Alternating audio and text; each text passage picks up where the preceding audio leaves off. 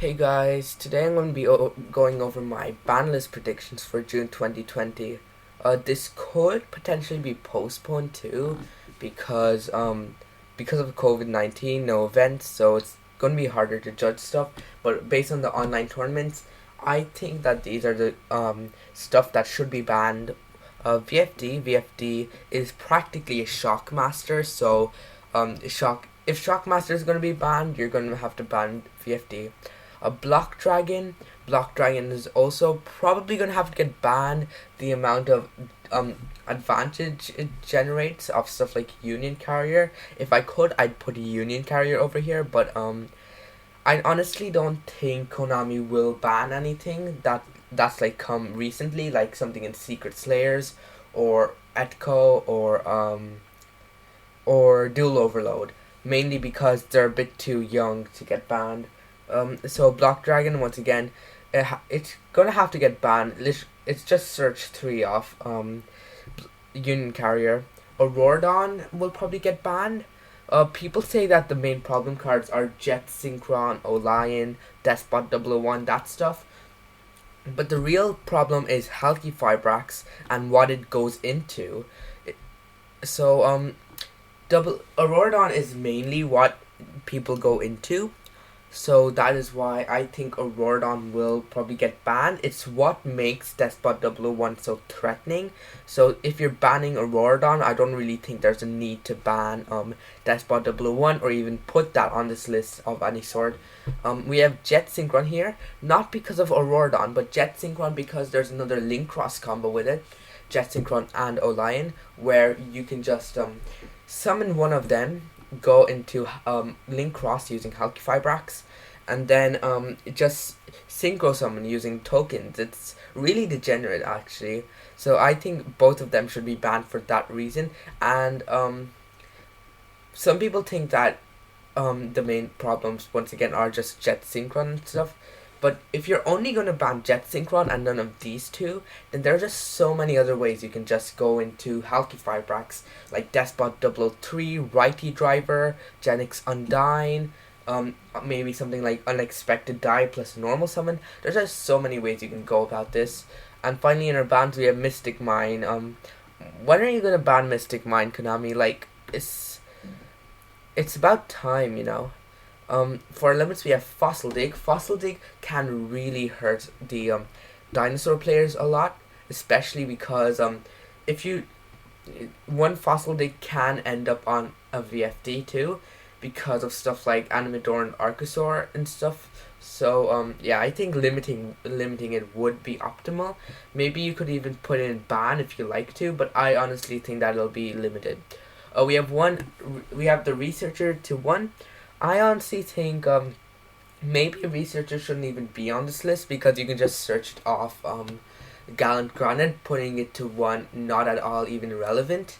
But putting it to 1 really is kind of necessary, I think, because Emancipators can't really recycle any of their stuff, you know, by shuffling stuff from the graveyard into their deck. Most of your Emancipator cards are just dead once they hit the graveyard. So yeah, I think Emancipator Researcher limit would be a good hit because it means that your Emancipators can't just run out of fuel earlier. But Emancipator Science summoning it is also once again a possibility. So I think that limiting it would be great, and then in maybe next ban list, we could ban stuff like Halky Fibrax and Researcher and Scarlet Sanguine. And Scarlet Sanguine I think should be limited because people don't really play Black Awakening that much in the combo variants, mainly because it does just straight up lock you into monsters. Not into monsters, into zombies. People say you can just activate it during the end of your turn.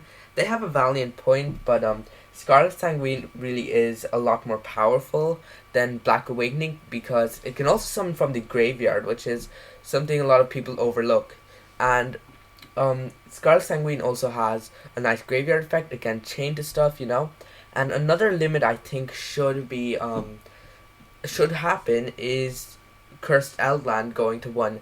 Cursed Eldland going to 1 can really hurt the consistency of your Eldritch decks, and I think that's really what matters. Cursed Eldland is a very prominent piece in your Eldritch deck, so I think that should be limited. We have Alistair to 1 and Magical Meltdown to 1.